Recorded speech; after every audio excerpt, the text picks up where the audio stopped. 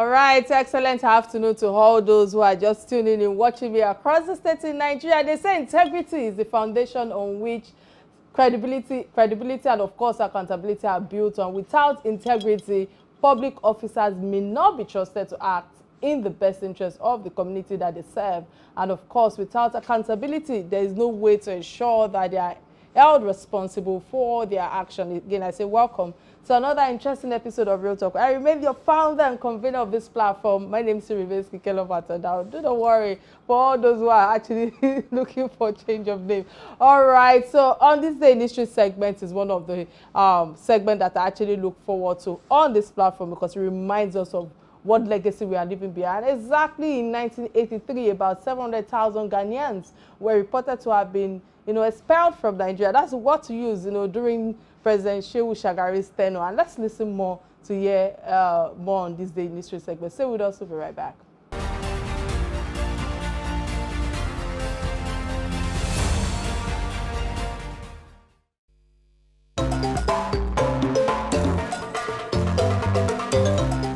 January 1983, the president of Nigeria at the time, Alhaji Shehu Shagari, held a press conference and ordered all immigrants, mostly Ghanaians, without the right papers to leave the country within a few weeks.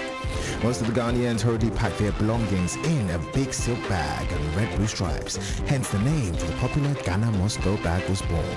Nigeria had welcomed several Ghanaians in the 1970s when the country was in the midst of an oil boom and in need of cheap labor. But in 1983, about 700,000 Ghanaians were reported to have been expelled from Nigeria.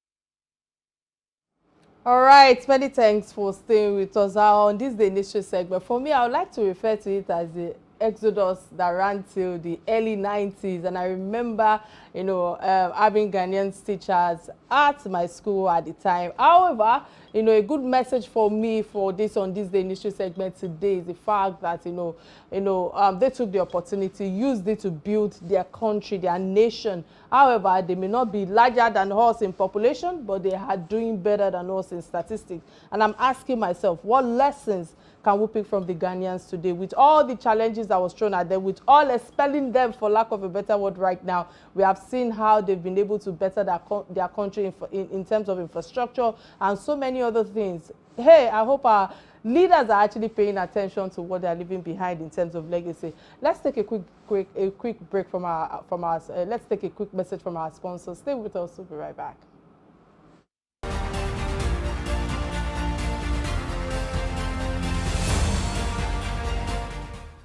All right, many thanks for staying with me. Of course, one of the most interesting dynamics within Nigerian political landscape is the ongoing tension between the different factions within the People's Democratic Party, PDP, and the party has been, troubled by fighting, or will I say the power struggles between the different factions, which I feel that, at the moment, the faction vying for control of the party. This has led to a number of high-profile splits and, will I say, defection over the years, with many prominent politicians leaving the PDP to form their own parties or join other political groups. And the dynamic has not only affected the PDP, but also the broader Nigerian political landscape. And on the show today, we have the national spokesperson of People's Democratic Party, and Mr. Kola Ologbondiyan, who is also a journalist and a politician, on the show to discuss the election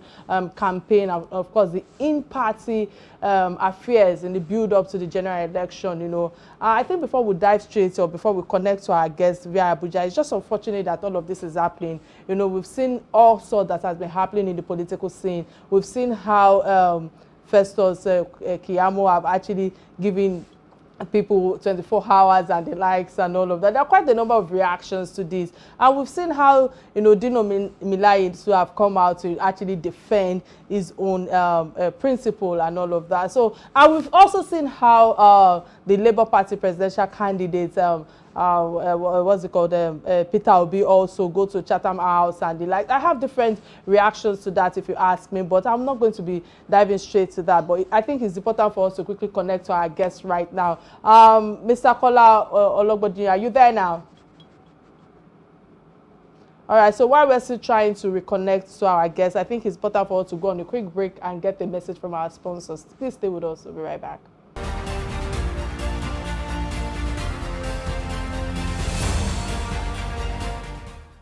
All right, many thanks for staying with us. Let's just dive straight to the topic at hand. But first, Mr. Kola Ologbondiyan, I hope I pronounced your last name properly. Ologbondiyan, yes. Many thanks for connecting via Abuja studio. How are you doing today, sir? Let's start from there. Thank you very much, Kike. The real pronunciation is Kola Ologbondiyan.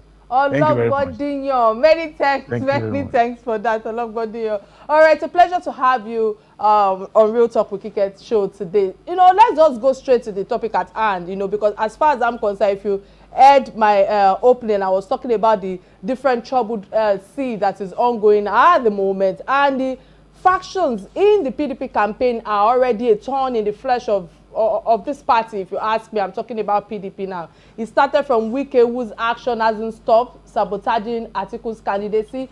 At a point in time, he demanded that the party chairman and head, Iyorchia, be removed. And let's all remember that people actually tried to wave in terms of the power to disrupt the party because it was instrumental in holding the party before and after.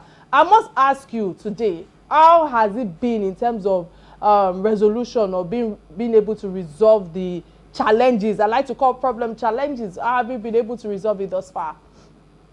Thank you very much, Kike. I want to start by saying that the issue in the People's Democratic Party is a discomforting disagreement, and that we don't have factions yet. Because to speak about faction, that means we are speaking to a situation in which the party is not in harmony. A situation where the party has different secretariats and all that. But we are not witnessing such a situation. So what we are having currently is a disagreement within the family. And I believe, like I always love to say, in all the trajectory of my engagements on the issue of the party, that at the end of it all, we must be able to go back as one party, as a family, indivisible, and as such, we're going to election like that. I can't help but have faith with what you have just shared. But now I must keep it real on this platform, and having a personality like you who try to keep it real. We have the G5 governors whose meetings are obviously anti-productive for Atiku, so to speak. What are your thoughts, and what exactly are the demands of the G5 governors? Yes, I know that you are trying to, bring some positivity to the conversation at hand, but we must tackle issue as it appears in front of us. What are the workings right now between these people? If you're saying there's no fraction yet, they are declaring, they want to, they are going to announce who they want to vote for and the likes and all that. What's your take on this thus far in terms of the benefit from all this?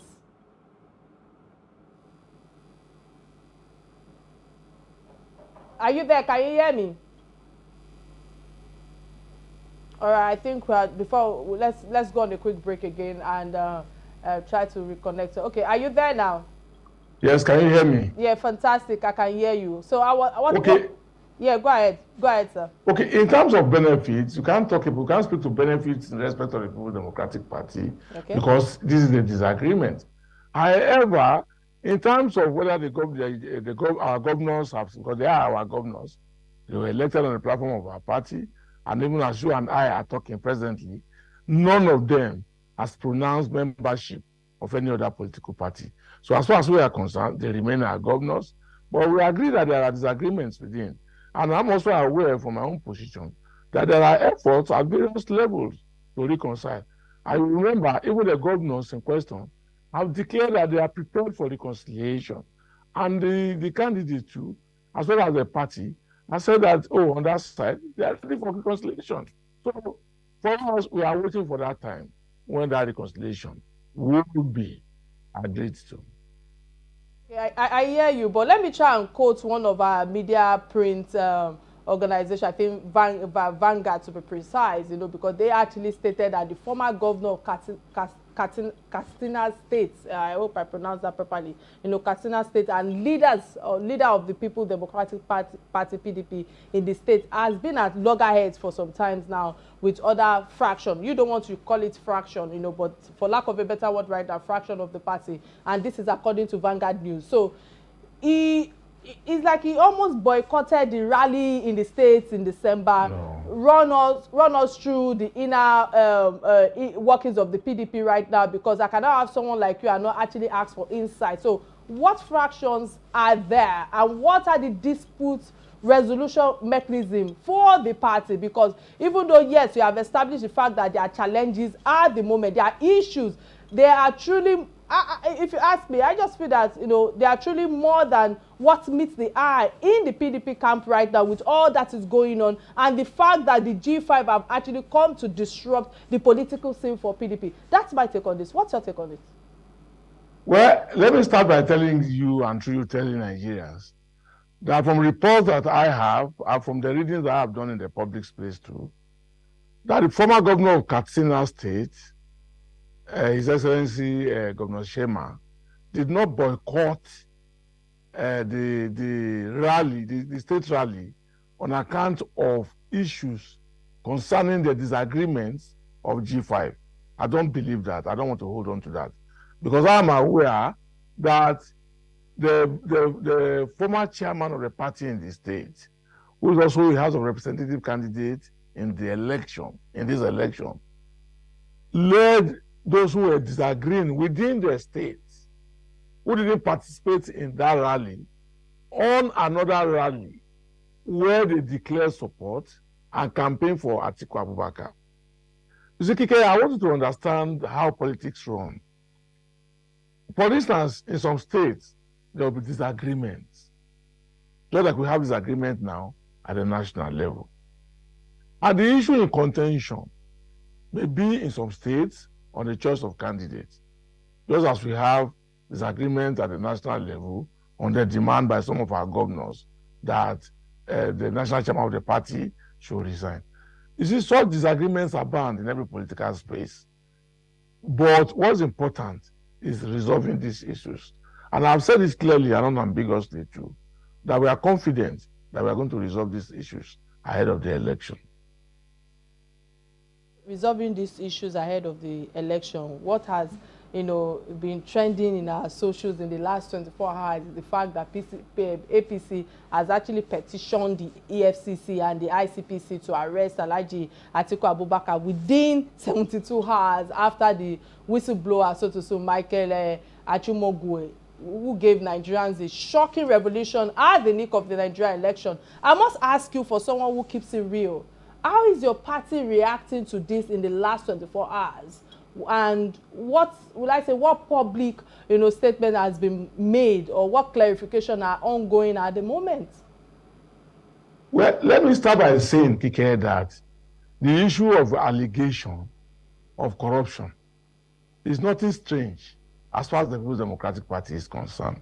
Okay. And as you know, Kike, the All Progressives Congress, given their mass failure in governance and given an inability to present a candidate that will be generally acceptable to Nigerians, have been hanging on a connotation that, oh, PDP is corrupt, oh, the leadership is corrupt, oh, that one is corrupt. That is the song they have sung in the last 8 years. And that is one song that Nigerians are used to, but they are not taking them seriously, because it does not address the issue of failure in governance. It doesn't remove the fact that the price of rice, that the cost of a bag of rice, which was 8,000 when PDP was in government, has gone up to 40,000 or 50,000. It doesn't address the fact that the cost of petroleum products has gone up to a level that Nigerians can no longer afford it. It doesn't address the fact that as a party and as a government, the APC has failed and failed woefully. But also don't forget also, because I'm surprised that you read about Atiku, you didn't read about Tinubu, that there are issues concerning how he forfeited $460,000 to the United States of American government. How he was sentenced, his account was sentenced, and deduction was made. I'm surprised we haven't heard of that. I am also surprised that we haven't heard about the Alpha Beta consulting company, which was used, which he has used consistently to take money from Lagos State. I'm afraid they are not aware. I'm afraid they are not aware that Aso Ahmed Tinubu is being alleged to have fleeced the people of Lagos State of all sorts of property, which has been converted to his personal use. I'm afraid they are not aware of this. These are contending issues in the public space. These are what Nigerians want to know. It's even shocking, absolutely shocking, that a man in whose account money was taken because of association with illicit drug, narcotic, can come around Nigeria and say he wants to be president. It's amazing that somebody who has been described as totally unfit can come around and say he wants to be government. It is shocking that a man, an individual, in a country of over 200 million people, will stand up before Nigerians and say a Miloko. It's amazing. Sir, you know, apologies, I have to interrupt. Apologies, I have to interrupt your line of thoughts. You know, I'm someone who actually doesn't like to talk about fitness, because I feel that even a young person who is fit can actually drop dead tomorrow. But the question I'm asking you is not necessarily on the other party. I'm going to come there, but I would like you to throw more light on this allegation that have been leveled against your principal. Allegation. I have told you clearly that the issue of allegation against the PDP, whether our principal officers, whether of our candidate, is nothing new. Allegations have been on, but has there been any conviction? All right, I will come back to that. I will come back to that. I will come back to that. Let's go on a quick break and get a word from our sponsors. Please stay with me. We'll be right back.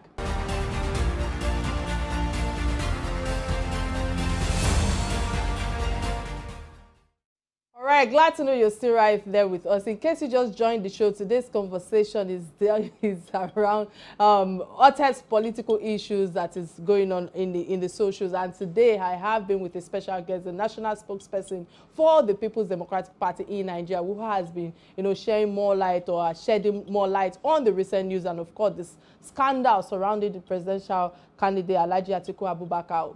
So sit back, relax, and follow us through all of this possibility of revelation that you will be showing more light on. Remember that you can be part of this conversation by calling the studio numbers 08098877400, showing on your screen right now. And of course, we're streaming live on Facebook, on YouTube, and YouTube with Real Talk with Kike, and of course with Silverbell platform. Sir, let me come to you. Many thanks for all that you have shared thus far, but I must ask you, amongst these charges, led against your own former vice president, that's Alhaji Atiku Abubakar, who, amongst all this allegation of money laundering, or would I say offense against the code of conduct from the public officers, and of course the offenders of criminal breach and criminal appropriation of funds as well. We might want to say that they are allegations, just like you have emphasized thus far. But Nigerians would want to know why they should vote for someone who is entirely not clean, but with number of controversies and allegations, even though other political parties still have different controversies around them. But I would like you to throw more light on why they should be voting for him, despite all of these controversies. Thank you very much, Kike. Let me start by saying that I'm not the national spokesperson of PDP. I was, but currently I'm the spokesperson of Atiku Abubakar presidential campaign. But having said that, having laid that foundation, having said that, Kike, it's important for you to know that subterfuge, blackmail, have become central to electioneering in Nigeria. And that people can come up and say all kind and all manner of things about individual or anyone who is aspiring for office. But what is important is what is documented, what is there. Somebody came out and said that, Atiku, I made allegation against Atiku. And our campaign and our party has come out to say that, what is it about the allegation? So what's conviction? What is it about allegation? Well, even we as a party, even we as a campaign, we have consistently said that, look, all sorts of allegations have been made against our candidate. We have even declared before now that our candidate is the most investigated politician in Nigeria. Can you imagine Investors Keyamo coming to the public arena to speak about code of conduct about our candidate? Whereas, Asiwaju Bola Ahmed Tinubu, his principal was put in the dock. I can open my phone and show you the picture. He was dogged as an accused on issues of code of conduct. You see, let me tell you something, Kike. When we started this campaign, I went on various fora, and I said to the other side, let us talk to the issues that Nigerians want to listen to. There's no need going about and making allegations. Because as much as you make allegations against one candidate, the talk will also be sure that they make allegations against you. So we will now have this brit and bat. It's needless. Because if you put Atiku and you put Asiwaju Bola Ahmed Tinubu, Nigerians know who is most corrupt. Nigerians know who is not fit to be elected as president. And they are talking about it on the streets. And the person is not, and that person is not Atiku Abubakar. So it is clear, very abundantly clear. So going around making allegations is like they say in my village where I come from, that an insult that was passed on a frog is what the frog has taken home to go and pass on his child. Nigerians are saying that you have fleeced Lagos State of their property. Nigerians are saying that, oh, you lost $460,000 that was forfeited. You are coming around to say that, oh, somebody said that Atiku Abubakar said he created a special purpose vehicle because he wanted to avoid open corruption. Please, what is the meaning of that? So, and then you even know, and we even said it openly, and our candidate is the most investigated candidate among all, but nothing has been found on him. So what are we talking about? Let me tell you something, Kike. These people who are lifting things around, they have nothing to offer Nigerians. They have a candidate that even when the script is handed over to him, he cannot successfully read it. They have a candidate who cannot even put together his thought process. They have a candidate who has nothing to offer. Go to the streets and ask the question, Kike Lomo. You will hear Nigerians telling you that Atiku is statesmanly. That's the new tone in Nigeria. Atiku is what? He's part of he's statesmanly. Okay. His actions are like a statesman. He's been insulted, it doesn't bother him. He's being spoken about, it doesn't matter. He has his focus, he's concentrated, he has experience on his side, and he's ready to govern. So we are not worried about all those who are making allegations. They know the route. They know where to go to if they have the facts. All right, with all that you've shared thus far, if I'm going to go to the streets, in terms of the messages from the streets, there are quite a number of feedback that I've said that both parties that we are talking about now are not both clean. However, I also want us to appreciate the fact that, I know that you're doing your job. If you were here when I was doing the opening, I was talking about how courageous you can be, and the fact that, yes, you are being paid for what you're doing, but the question is, for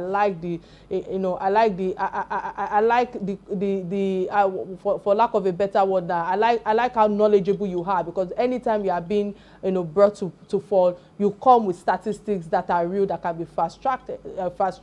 However, Nigerians feel that not all the people parading themselves for president are clean, just like I said earlier. Even the former President Obasanjo has also, spoken about it. This was our principal from 1999 to 2007, and he said that Atiku Abubakar is a rogue, is a thief. All of this was said in his book, in Obasanjo's book. How do you want to also clear this, even if, staying away from even the other political candidates and all of that? This is somebody who was a vice president to Obasanjo. What's your take on this in terms of you clarifying all that Obasanjo has said in his book?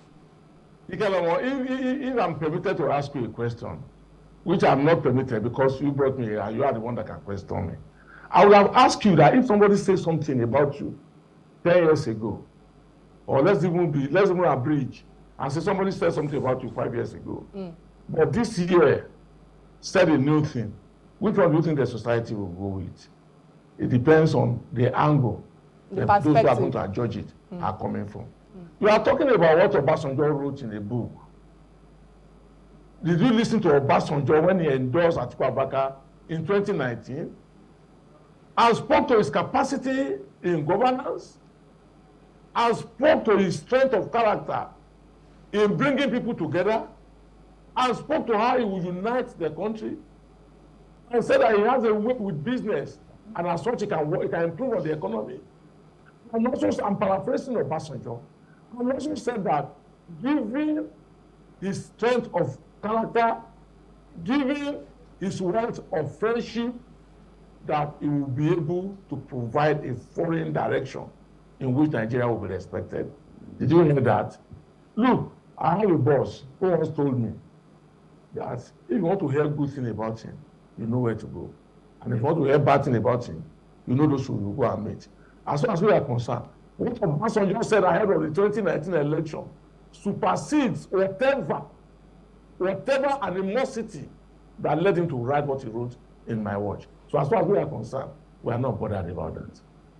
All right. So all the allegation in question, which is about the special purpose vehicle called SPVs, which according to Festus Keyamo was done in accomplice with a former president Obasanjo, you are saying that I haven't, the law. I haven't said that. Okay. Yes, so I just want to throw more light on it. I want to throw more light on it. No, you can't throw light in that direction. You know why you can't throw light in that direction? Okay.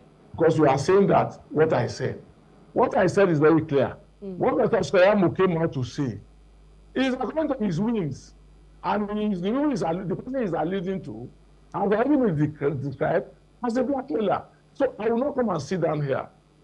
Okay, so what I'm trying to say that if the law takes its course and if he's found guilty, so to speak, allegedly, we could be looking at possible sentencing and even, you know, for showing some of his public funds if found in his custody. So I would like you to throw more light on how do you think that this will occur to Nigerians who just, when we are just days away from election, who actually believe in your candidate in terms of being in the corridor of power to rule us? How do you want them to react to this? What's your take on this?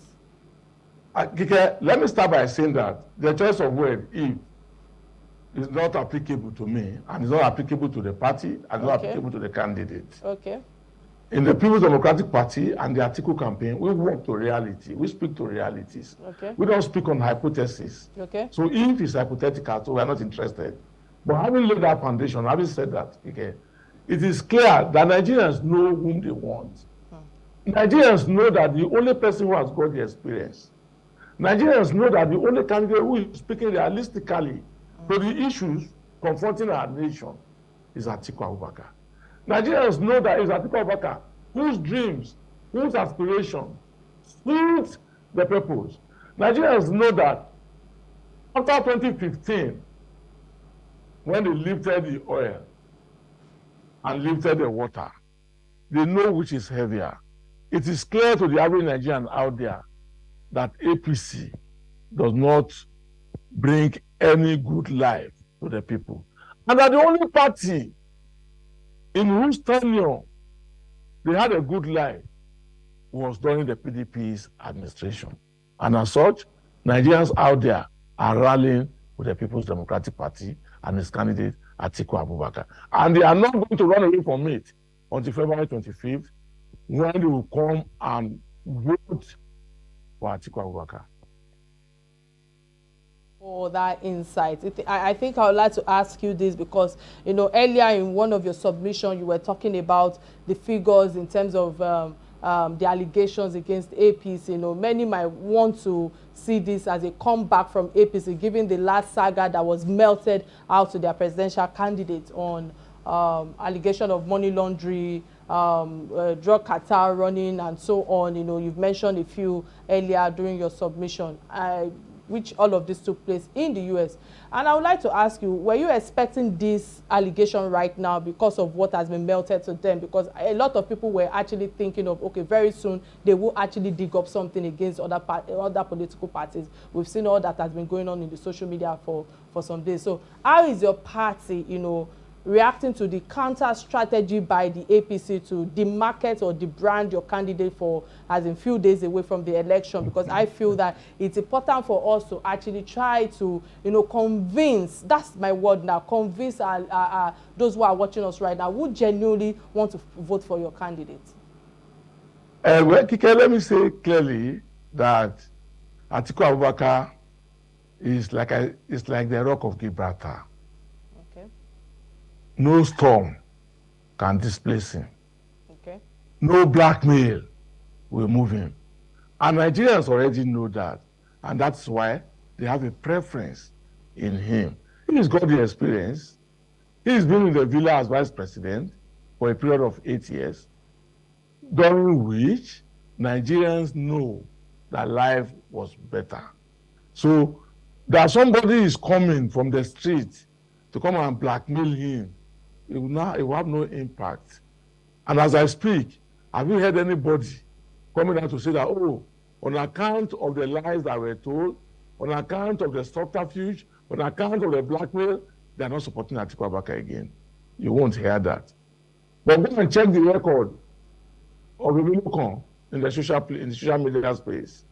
You will discover that since the moment that Nigerians discover that he forfeited a wholesome and humongous $460,000 to the American government, his followers has dropped so badly that Bayo Nanuga is now advertising on the Twitter line.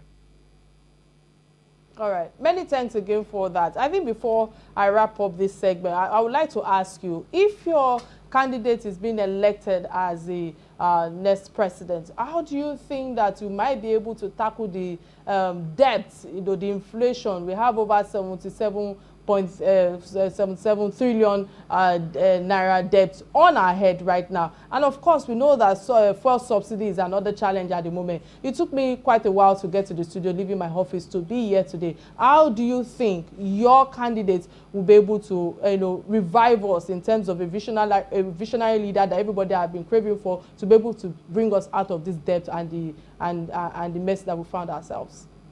Thank you very much. Atiku Abubakar has addressed this issue, and I will just go over what he has said before.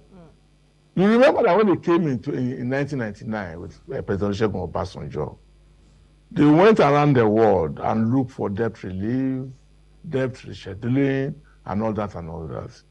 And it worked for our country. Atiku Abubakar has said that even outside this model, he's prepared to block leakages. Look at the issue of oil theft. Look at what we are losing in oil theft. If you go into the public space of our life and you look at our budgets, if you take the last 5 years of our budgets, you will discover that same items are being provided for every year. And Atiku Abubakar said that under his own administration, that will not happen. Like I said to you earlier on, Atiku Abubakar is the only candidate who is speaking realistically to the issues. On the issue of fuel subsidy, you will recall that under the PDP administration, particularly under President Goodluck Jonathan, the issue of subsidy was there, and Jonathan administration was prepared to remove subsidy. I will recall, if you remember very well, that was when the issue of palliative came into our lexicon as a people. Yeah. We started talking about palliative, because the government said, look, we will remove subsidy, but we'll bring in palliative. And as a result of that, SURP was introduced, and other things were brought up by government. Until these APC people came and said that anybody talking about a first subsidy is a scam. There's nothing like first subsidy. And they led Nigerians, they led all of us, with the ordinary people, on a journey to nowhere. Look at where we have found ourselves today. So I believe that given the experience of Atiku Abubakar, I believe that because Atiku Abubakar himself has had the privilege of supervising the National Economic Council, he has the answers to these challenges. He's expressing them, he's speaking to them. But the unfortunate thing is that there is a plot, a grand plot, to use the Donald Trump playbook in Nigerian politics by creating tension everywhere, by trying to hand out opposition, by harassing the media, by intimidating everyone in the political space. But you know Nigerians, it will not work with them. It can't work. the earlier they drop that playbook and go and start speaking to Nigerians, they should know clearly that they have lost this election. And surely they will lose this election. All right, many thanks again for creating time to be on the show today. It's been an interesting time with you, and I must say thank you so much for being at our lunchtime. I don't know if you have a few minutes before I let you go. You know, this is the last segment of the show that we call Trending Story. These are stories that affect you and I, that, you know, that binds us together as Nigerians. And the first trending story that caught our attention is that of the President Buhari honoring the fallen heroes at the Armed Forces Remembrance Day on Sunday. I don't know if you would like to touch on it before I give my submission on it. What's your take on it regarding the fallen heroes on the Remembrance Day on Sunday? Well, there's a need for us to continue to remember our hero, particularly in this part of the world where we had a long civil war in which many Nigerians lost their lives. So for those who made sacrifices, for our martyrs who committed their lives, even in the democratic process, even in the process also leading to this democracy itself, I consider all of them as heroes, and I think that there is nothing wrong with honoring them on the annual basis. And I believe that even beyond that, the government must continue to look for the families that they have left behind. Look at the lives that we have lost in the insurgency. Look at the number of officers that have died. I think the government must continue to look after them, even beyond the issue of paying them pensions and all that.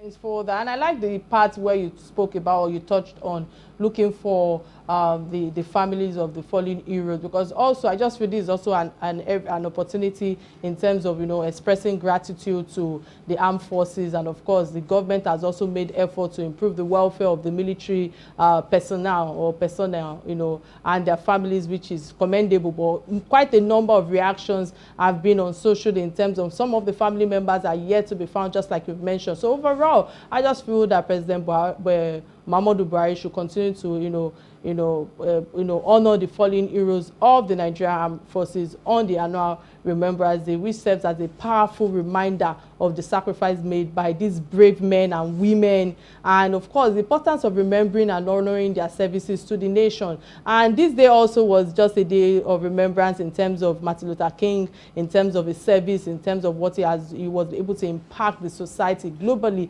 at large. But quickly, because I know that you are running out of time as well, the second trending story that caught our attention is that of the Senator Ekweremadu's daughter that pleads not guilty at the kidney harvest trial. I don't know what's your take on this quickly. I know this has been trending for a while. Well, what's your take, sir?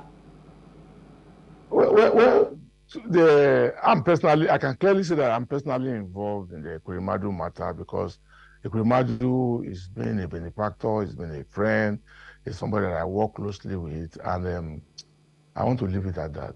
All right, I can understand that, because I know it's a very sensitive story out there, but I'm pleading to quite a number of people to understand. I feel the Nigerians, especially the youth, they not actually pay attention to read. They just type away so a lot of ills. I'm pleading that this matter, they've not said they are guilty, they've not been accused, so it's for them to actually understand that they have not committed any crime. They are not being charged with any crime yet. In this case, the daughter of the former Nigerian Senator Ekweremadu, is facing allegations of violating regulations surrounding a kidney transplant procedure. But if these allegations are true, it is a serious issue, as it could potentially put the health and the well-being of this individual that we are talking about, because at the moment, she's looking for how she can actually receive transplants, which is a lot of health implication at the moment. However, it is also important for me to also remember people who are out there, that everyone is innocent until proven guilty in a court of law. So the legal process will actually determine the guilt or the innocence of the accused, and the evidence presented to them in the court will actually play a crucial role in the outcome of this case. So it's also worthy knowing that we actually need to be careful of the kind of news we put out there. This news is not the kind of case that we might just want to be creating sensational content around. It's important to wait for the outcome of the court proceedings and also not to judge or rush into judgment until the case is proven. And in summary for me on this matter is the fact that, I just pray for the family. I just hope that all of this will be behind them. It's not something that I wish on my enemy, or we wish on our enemies, because anything can happen to us, especially when it comes to our health, and our parents will actually stick their head to do anything for us. So please, please, please, Nigeria, show empathy, show empathy, show empathy. I will emphasize again. Many thanks again, Mr. Kola Ologbondiyan. I hope I pronounced the last name properly now. Mr. Kola Ologbondiyan, many thanks for being here. It's been an interesting time with you, and of course to our viewers out there, I hope that you'll be convinced with who you'll be casting your vote for. It's been a great time today, courtesy our resourceful guest, Mr. Kola Ologbondiyan. Thank you very much. Thank you very much. Nigerians continue to support Atiku Abubakar and vote for him. All right, as you've said, please vote for please vote for him. All right, till I come your way next week, remember to be kind to somebody and put a smile on somebody's face. Bye now.